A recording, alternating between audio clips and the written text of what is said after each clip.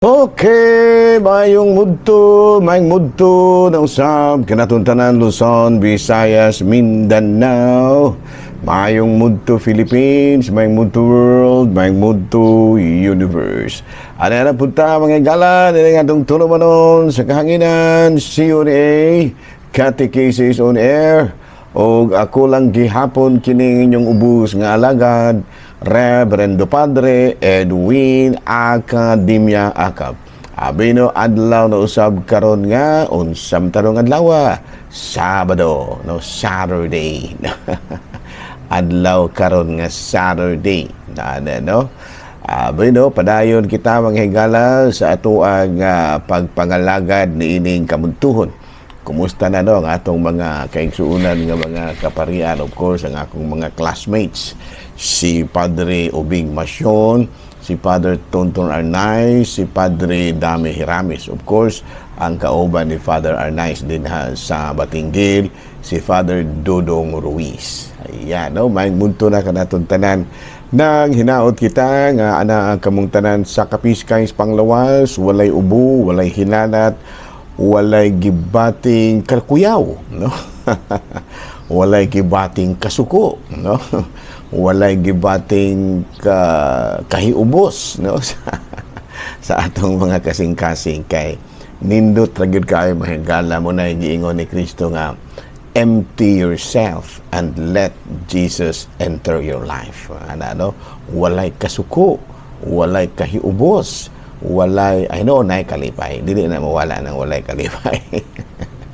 Dada, no? May ngunto na kanatong tanan na hinaot kita ng hinaang kamuntanan sa Kapiskay's Panglawas. Sabi na nga may gala sa ato nga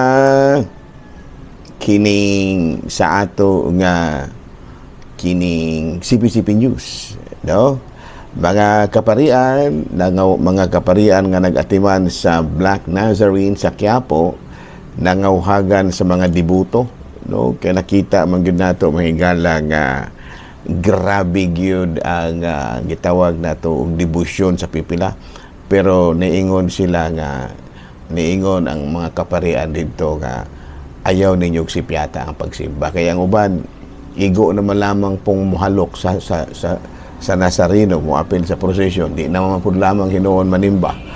Muna nga niingon ang mga kaparian nga nag-atiman sa Nazareno nga kung mahimo ang mga debuto di gyud pud sipyaton ang pagsimba. Balita mga higala gikan sa Vatican Consistory formal nga nabuksan ug natapos, no, ni antong gibuksan kini ni antong January 7 ug natapos ni antong January 8. Mahinumduman nga tutulo ka mga kardinal nga mga Pilipino ang niapil sa nasangpit nga kalihukan nga gipatawag mismo sa ato ang talahuron nga Santo Papa. Sila si Cardinal David, si Cardinal Jose Advincula o ingon man sa lain pang Cardinal, no? Si Cardinal kabalo mo kisay ngalan itong Cardinala mahigala.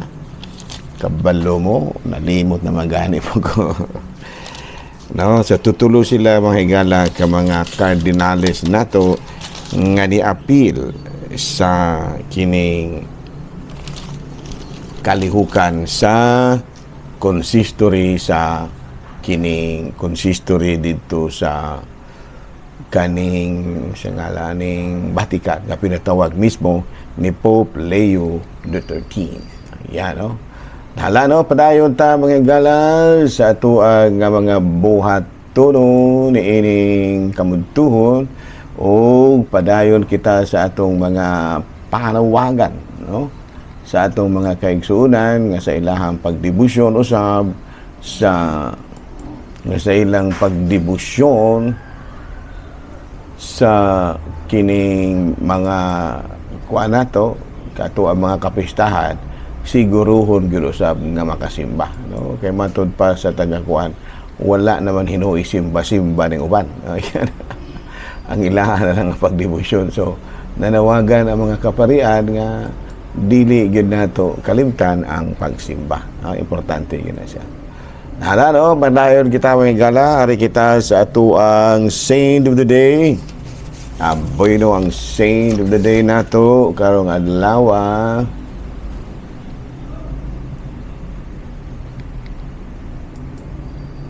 Ang saint of the day nato karong adlaw, of course, sigun diri sa atong listahan si San Gregorio sa Nyssa, no? Natawo kini si San Gregorio sa Nyssa ni adtong tuig 330. Unya ginamatay kini sa tuig 395. Naordinahan kini siya isip sa kapari.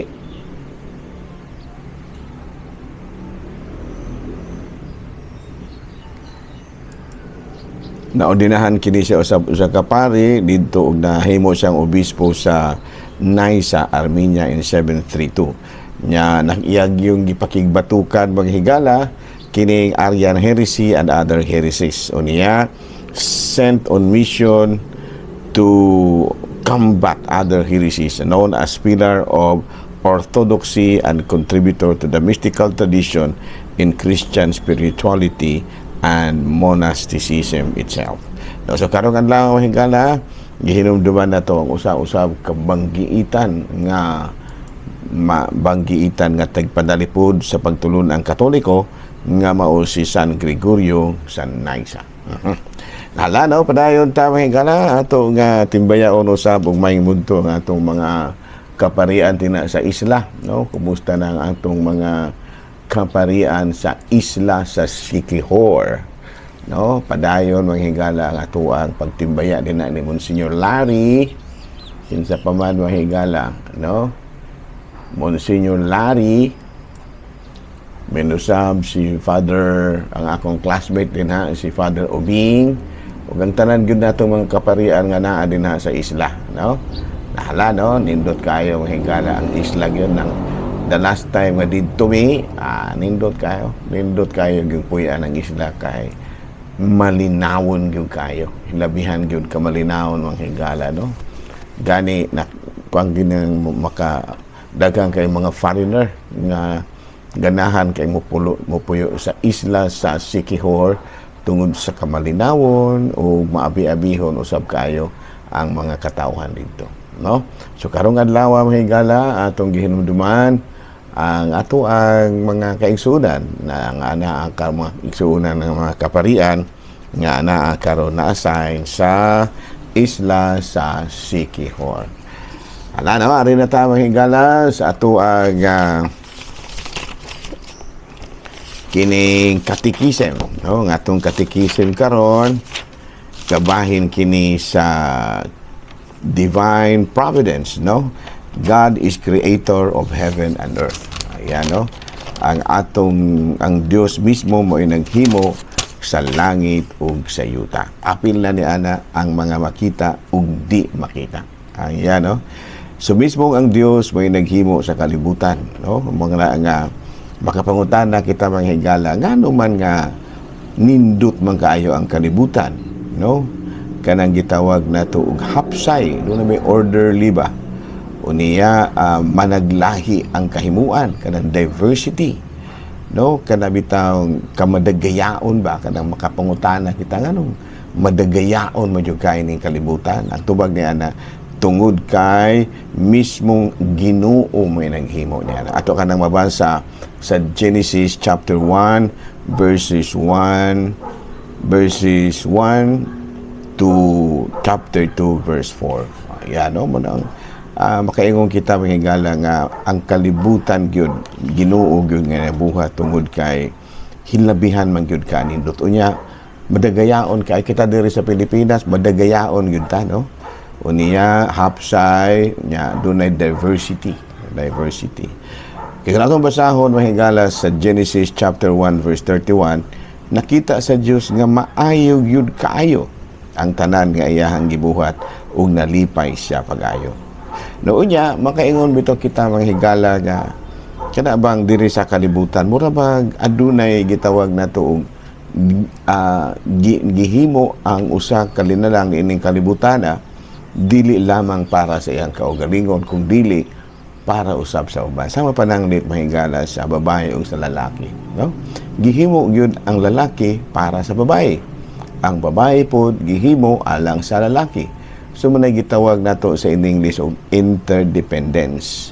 Doon na by dependence o usa alang sa ilahang kahingpitan diha sa ilang pag-alagaray, no? Sama pa nang lit sa kini bang mga hayop, no? Nahimo ang mga hayop pero dili mahimo, dili mabuhi ang mga hayop kung matud pa walay lain nga hayop nga maoy matud pa maoy tinubdan usab sa ilahang kinabuhi, no? Pananditan kining mga hayop, no? Dili na sila mahimo kung walay sagbot. Ayan, no? Ang sagbot po dili pod mahimo og walay hayop nga musibsib niini nya. Ang mga hayupan po di pod mahimo og walay sagbot nga mailahang masibsib. Kay ngano man mawala ang gitawag bato nato sa in English og balance of nature. Ayan, no? So muna nga makaingon kita nga ang Ginoo kuan gyud kayo kanang duna gyud siya matud pa katakus, no? Katakus sa matud pa paghimo sa kalibutan ug paghimo niini nga hasway, ana, no? So muna nga sa kalibutan di ay doon na gyud po matud pa gitawag og hierarkiya, no? Makapangutana ta ngano man juning mga ngano man gyud nga sa mga sa kining gitawag bitan nato sa mga lasang aduna gyud hari-hari din ha, no? Doon na gyud hari-hari dayong sunod nga hari na pod dayong sunod kabubuton gihapon sa Dios na, no? Sama sa inyong pamilya na doon na gyud matud pa nangulo din ha. Muna nga ang nangulo sa atong pamilya mao gyud ang atong amahan o inahan ang atong mga ginikanan, no? Magdepende na kung kinsa gyud pinakahawod din ha, inahan ba o amahan ba. Doon ay mga balay nga ang hawod ang amahan, doon na po yung mga pamilya nga ang hawod mga inahan, no? Magdepende na og kisay matud pa naa sa lugar nga mao gyud mangulo. Ayan, no? So muna nga bisan gani sa simbahan o doon ay hierarkiya, no? Doon ay diri sa atong diocese doon ay obispo, unya sa parokya doon nagyoy kuan kanang gitawag nato og doon nagyoy kura paroko, doon ay matud pa team ministry, doon nagyoy mangulo, no? Nga naman unsa may hinungdan ni ana matud pa sa Lucas kapitulo 12 bersikulo 7 sa 7, dili ba ang gagmayng langgam e baligya man lamang og duha ka dako? Apan ulay usa kanila nga palimtan sa Dios, bisan gani ang tanang buhok sa inyong ulo gihap niya. Busa ayaw kahadlok,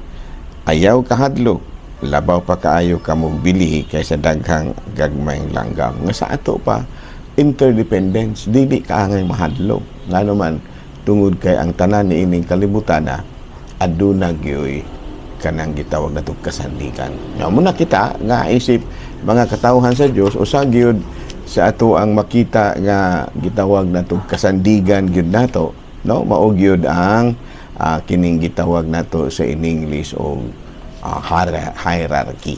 Yan o hierarchy. Abi no, doon na ko yung mga kasal mga higala, naglibog ko og kinibitang unsay mga topic nga akong ihatag sa mga kasal. So of course usa gyud sa mga kuan gyud nato kanang gitawag bitaw nato og gipasabot sa mga kuan mga kalaslo na kanang kinasalba sa akong pagpambit nga kuan kita kanang musandig kita sa Ginoo, no? Kay doon naman lagi hierarchy, no? Hierarchy nagina na ko sila nga yung hierarchy gikan sa taas paingon sa ubos, gikan sa ubos paingon sa taas. Ana mo na siya hierarchy, no? Gikan sa kinaubsan paingon sa kinatasan, gikan sa kinatasan paingon sa kinaubsan. So muna nga sa atong sa barangay, no?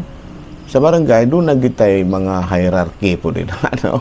Ang ato sa kanang local government unit, ang pinakataas din ha mao ang atong kapitan, no? Sa kung duna kay mga gikinahanglan nga dawaton gikan sa kapitan mo nangungo ra ka didto mo nang ayaw ginagkontrahan ang inyong kapitan. Kay mo na siya pinaka hierarkiya din ha. And then of course ang atong kapitan doon na pud siya gisaligan pud nga mas labaw pa niya kinsa man of course ang atong mayor. Muna mga kapitan, ayaw gimog supak-supak sa mayor. Mingon din sila unya og nagpabuyag ang mayor, kana hinoon. Mura og pero dili ta mo supak, pero kanang gitawag bitaw nato og diplomasiya ba. Lahi man guning supak nga pinaagi sa kana bitawng pakig-away o kanang pagsupak nga pinaagi sa pagpaday-ganay. Ayan, no? Kana bitawng malinawon nga pagpaday-ganay. Ayan, no? Dili lang kay kinigong pagsupak usahay ang atong pagtanaw sa atong pagsupak. Kuan gina siya kana bitawng mainiton nga pagsupak kana bang mura ba o magpalabwanay og kinsay mas labaw. Hindi, no?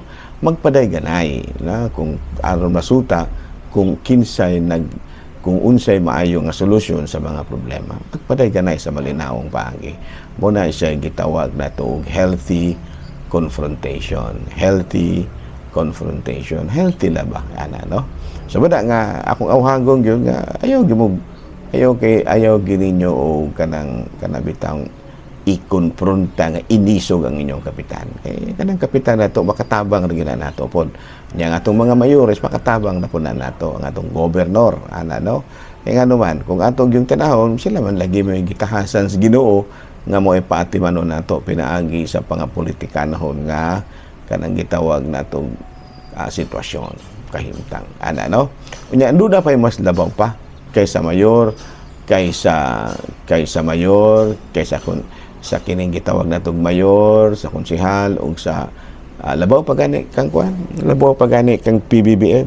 Kinsa man pinakalabaw gyud pod mao si Kristo. Bada nga musandig ta sa atong mga kapitan, mutahod ta sa ato ang mga mayor, tahod ta sa atong gobyerno, pero labaw sa tanan takuron gyud pod nato ang atong Ginoo.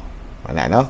So manay akong gipangtudlo kagahapon sa mga kuan, mga konsehal, mga kinasal. Nangatawa ra man sad to, pero bason po lamang in taon og mutuhop to silahang kasing-kasing, no? Abi na padayon ta manghigala sa ato ang mga katikisem. Kumusta naman mo din, ha? No, I hope nga naminaw paghihapon mo. Wala ninyo paluha ang inyong radyo. Doon ay mga pangutana. Doon na bagoy kauban ang Diyos dito sa langit, sa dihang gihimo niya ang kuan kalibutan, siya ra bag yun. Ang tubag niya na dili biya siguro. Kaya nga naman, doon na may giingon sa Genesis chapter 1 verse 26.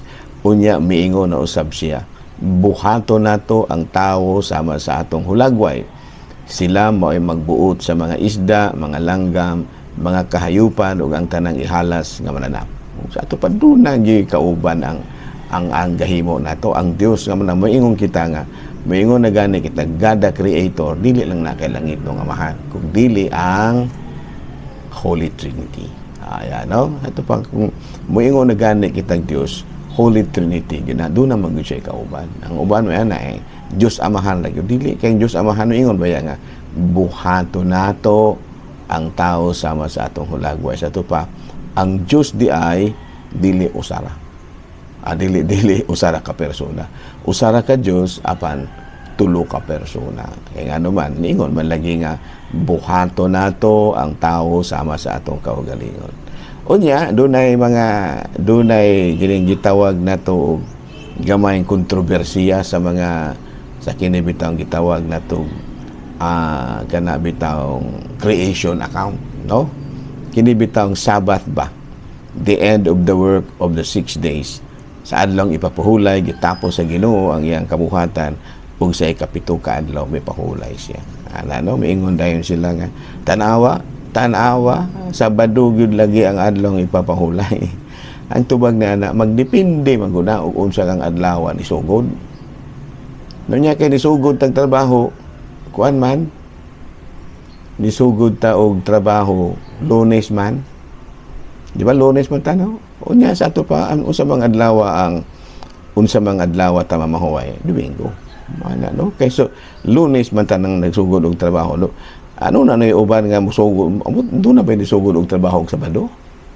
Murong ko man siguro. Kalagmitan gyud Domingo man ta mo, Lunes man ta musugod og trabaho kay para pag-abot sa ikaw ka adlaw, no? Mo kuanta kanang mamahulay ta. No muna nga doon ay mga pilosopo nga miingon, wala ba yapon Ginoo miingon ang Ginoo nga kanang subaya gininyo ang kalendaryo. Ay no, ang kana mga pinilusupo na sad na, no, kana maingon doon na ba'y mababasa sa doon na ba'y mabasa sa Biblia nga ipasubay gyud nato ang kalendaryo. Ayan. Wala mamud siguro. Ang giingon sa Ginoo nga sa ika-7 ka adlaw, no, mupahulay ta. Sa to pa og nisugod ka og Lunes trabaho, ang imong adlaw ipapahulay unsa man Domingo. Ayan, no. Og nisugod siguro ka og trabaho og Domingo, muna nga maabot og Sabado. So na sakto ra pud gyud ang Sabadista kay nisugod mas pero do na ba uban nga dili ba ya gyud tanan pong Sabadista ni trabaho og siguro makaingon pud ta nga sa gobyerno no sugod og Lunes pero kami kay sugod na may trabaho og Domingo. Kamo ra basta kay kanang ika-7 ka adlaw gyud mo pahuway ta. Nya kay ang mga Katoliko Lunes man na musugod. Di Lunes pagka Domingo gyud mo pahuway na. Doon ay mga Sabadista nga musugod silang trabaho Domingo. Natural sa Sabado sila mo pahuway pero og nagtrabaho mo gobyerno sugod gyud mo og trabaho Lunes. Mingon man pud nga nya giingon dai sa Biblia nga kanang giingon ba dai sa Biblia nga kinahanglan nga subayon ginunyo sa gobyerno. Kana daang nang munlay rami og Domingo trabaho naman na. Di na laman ta maglalis ana kay makatubag naman gyud pug ka. No? Pero katang Katoliko sugod man lagi tag Lunes, mahuman gyud ta og Domingo gyud. Ika-7 gyud ka adlaw. Dili naman ta maglalis ana kay anong lalisan ta maguna wa man siguro kanang na imperno kay ni pahuway og Sabado o ni pahuway og Domingo. Ang importante nga ni trabaho ka. Parang ako, wa man siguro na yung kabahig pahuway. Siguro ang problema, kung ni trabaho baka basin pog ni pahuway ra pug ka nya walay trabaho. Diha dapit ang problema. Para klaro? Para nako wala man siguro problema na og usang adlaw ka mo pahuway. Ang importante kung ni trabaho baka o wala. Kaya og wala ka ni trabaho, nga nung mapahuway man kang ika-unong kaadlaw nga gikan Lunes, Martes, Miyerkules, Domingo, Miyerkules, Huwebes, Biyernes, Sabado, gapahuway naman ka pirme. Di ba no?